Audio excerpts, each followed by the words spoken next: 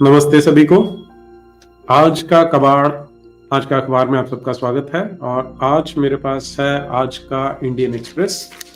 उसका front page और front page पर जो न्यूज है वो है बियॉन्ड सीता अकबर जूज चीयर्ड राम मुमताज तेंदुलकर आजादी। ये आर्टिकल जो है ये एक रिस्पॉन्स है जो कोलकाता हाईकोर्ट ने कुछ दिन पहले एक टिप्पणी की थी। कहानी कुछ ऐसी है कि कुछ ही दिन पहले मैंने एक वीडियो बनाया था, ये उसी से संबंधित है कि विश्व हिंदू परिषद ने एक याचिका दायर की कि कलकत्ता जो चिड़ियाघर है, जो जू है वहां का, उसमें एक शेर का नाम अकबर रखा है और एक शेरनी का नाम सीता रखा है। तो उनकी याचिका ये थी कि सीता हमारी आराध्य है, तो उनका नाम ऐसे रखा जाता है तो हमारी जो धार्मिक भावनाएं हैं वो आहत होती हैं, इसलिए ये ना किया जाए। तो उसका रिजल्ट क्या हुआ? ये जो केस पहुंचा एक जज साहब थे सौगात भट्टाचार्य करके, उनकी बेंच के पास। तो उन्होंने जब उसमें टिप्पणी की तो उन्होंने उस टिप्पणी में क्या कहा वो यहाँ पर इंपॉर्टेंट है, उसी के रिस्पॉन्स में आज का आर्टिकल है। न्यायालय ने कहा था कि उन्हें केवल सीता पर ही नहीं अपितु अकबर नाम रखने पर भी आपत्ति है। सरकारी वकील से उन्होंने प्रश्न उठाया था कि क्या तुम किसी पशु का नाम अशोक रख सकते हो? अब जज महोदय ने ऐसी टिप्पणी क्यों की थी ये तो वही बता सकते हैं, किंतु एक साधारण हिंदू की जो मानसिकता है उसमें एक बहुत बड़ी कमी है। बहुत लोग इसे सद्गुण विकृति भी कह देते हैं, लेकिन मुझे लगता है कि इसमें कायरता, दब्बूपन, ऐसी मानसिकता अधिक है। इसे कहते हैं मंकी बैलेंसिंग। और संभवतः इसमें अपने आप को ब्रॉड माइंडेड दिखाने की चुल भी सम्मिलित होती है कि देखिए जी, मैं कितना ब्रॉड माइंडेड हूं, कितने विशाल हृदय का हूं कि मैं केवल अपने देवी देवताओं को डिफेंड नहीं कर रहा, मैं तो आपके जो महापुरुष हैं उन्हें भी डिफेंड करता हूं। तो इसीलिए कि अगर सीता नाम नहीं हो सकता तो फिर अकबर नाम भी क्यों रखा जाए। जो जज महोदय की इसी टिप्पणी को लेकर इंडियन एक्सप्रेस ने खबर छापी है। जज साहब को उस समय पता नहीं रहा होगा कि चिड़ियाघरों में बहुत सारे पशुओं का नाम आज तक अशोक रखा जा चुका है। अब यहाँ मजे की बात क्या है कि जैसे जज साहब ने मंकी बैलेंसिंग किया था, जो इंडियन एक्सप्रेस है वो उससे उल्टा मंकी बैलेंसिंग कर रहा है। जो माननीय न्यायाधीश थे उन्होंने क्या बोला कि आप सीता नाम भी ना रखो और अकबर नाम भी ना रखो। इंडियन एक्सप्रेस का आर्गुमेंट उससे ठीक उल्टा है उन तथ्यों को लेकर कि अगर अकबर रखा जा सकता है तो सीता क्यों नहीं रखा जा सकता। तो इसे आप रिवर्स मंकी बैलेंसिंग कह सकते हैं। उन्होंने चिड़ियाघरों का रिकॉर्ड निकाला, क्योंकि ये जो हमारे रिपोर्टर साहब होते हैं ना, स्पेशली जो सेक्युलर टाइप के होते हैं, उनके पास ऐसे कामों के लिए इन्वेस्टिगेटिव जर्नलिज्म बहुत बढ़िया होता है। संदेश खाली पे रिपोर्टिंग कर ना पाए, लेकिन इस तरह के मुद्दों में बहुत गहन छानबीन करते हैं लोग। तो उन्होंने क्या बताया कि आज तक 13 बार चिड़ियाघर में अलग अलग पशुओं का, शेरनियों का, मादा बाघों का नाम सीता रखा जा चुका है। 13 बार रखा जा चुका है। और इनडायरेक्टली वो ये कहना चाहते हैं जज साहब को कि आपकी जो मानसिकता है वो संकुचित है, ये तो पहले भी होता रहा है। और इस रिपोर्ट में जो नाम इंडियन एक्सप्रेस ने अपनी रिपोर्ट में बताए वो कौन कौन से हैं? हरीश चंद्र, सिकंदर, अशोक, अमिताभ, अकबर, विश्वामित्र, वशिष्ठ, अगस्त्य, कपिल, हेमा, ऐश्वर्य, रेखा, माधुरी, करिश्मा, करीना, लक्ष्मी, राम, अमर, अकबर, एंथनी, ब्रह्मा, विष्णु, शिव, शंकर, बलराम, पार्वती, दुर्गा, सरस्वती, गणेश, कार्तिक, गंगा, राधा, यशोदा, कुंती, रुक्मिणी, लव, कुश, कर्ण, अर्जुन, सुभद्रा, सावित्री, मस्तानी, बाजीराव और यहां तक कि दलाई लामा।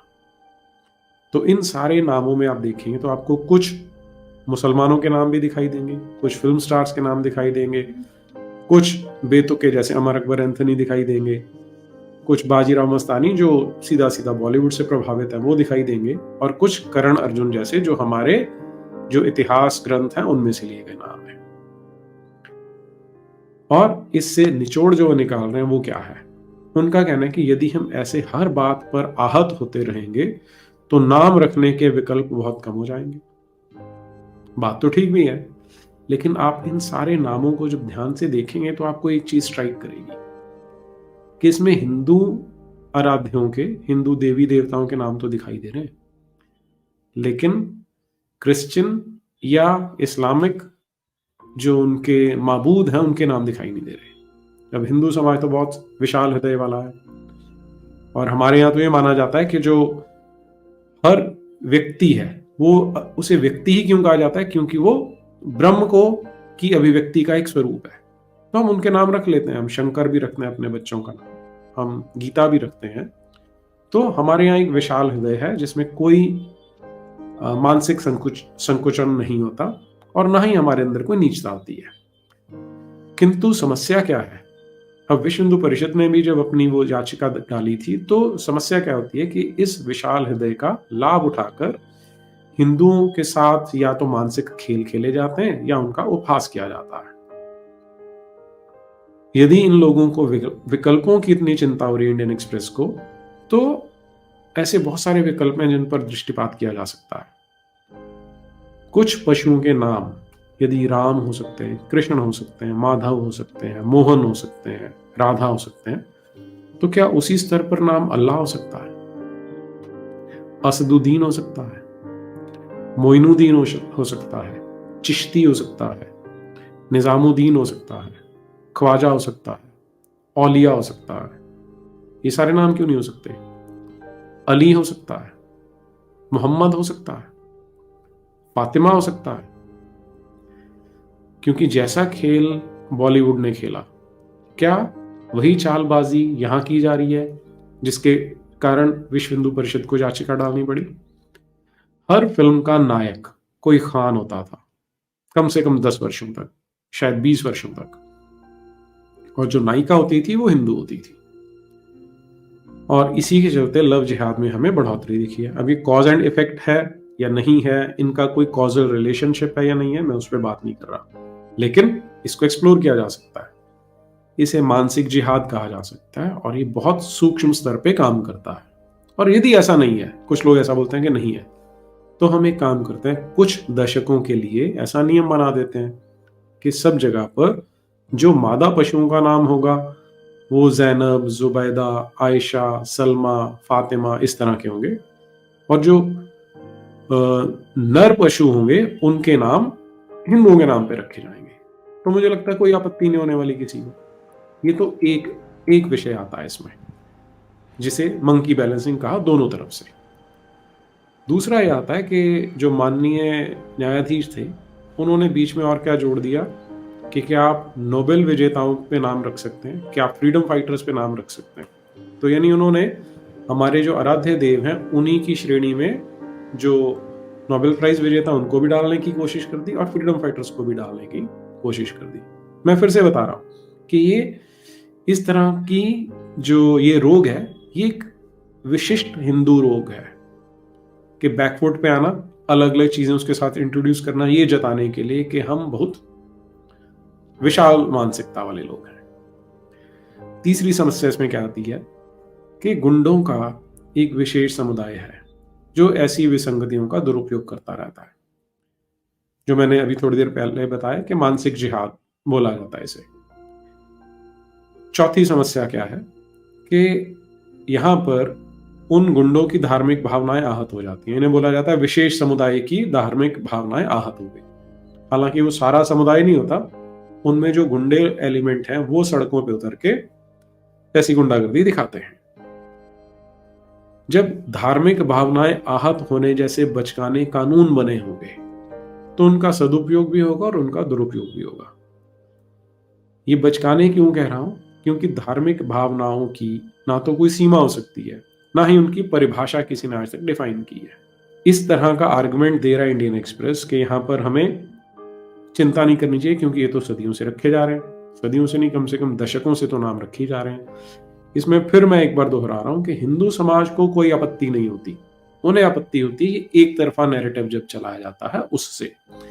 अगर आप प्लेइंग फील्ड को लेवल कर देते हैं तो कोई आपत्ति नहीं है। आप अपने घर से शुरुआत कीजिए, क्योंकि इसमें जज साहब ने जब क्वेश्चन पूछा था सरकारी वकील से, उसने पूछा आपके पास कोई आपने पालतू जानवर रखे हैं? तो सरकारी वकील ने बोला जी हाँ 3 रखे हैं। मैं पूछा नाम बताओ। उन्होंने बोला टॉफी, ट्रफल और इस तरह का एक और अंग्रेजी नाम रखा था। तो जज साहब ने उसकी बहुत प्रशंसा की थी। तो वही क्राइटेरिया अगर ये इंडियन एक्सप्रेस वाले अपनाते हैं तो इन्हें चाहिए कि अपने कुत्तों के नाम, अपने बिल्ले बिल्ली के नाम जरा विशेष समुदाय वाले नाम रखे जो मैंने बताए हैं। फिर इन्हें समझ में आएगा कि क्यों विश्व हिंदू परिषद को वो याचिका डालनी पड़ी थी। यदि आपको ये वीडियो पसंद आया है तो शेयर करें, लाइक करें, चैनल को सब्सक्राइब करें, बेल नोटिफिकेशन दबाएं ताकि आपको सारे नोटिफिकेशंस मिलते रहें और यथासंभव यथा योग्यता हमें सहयोग करें, उससे हमारे चैनल को बहुत सहायता मिलती है। नमस्ते।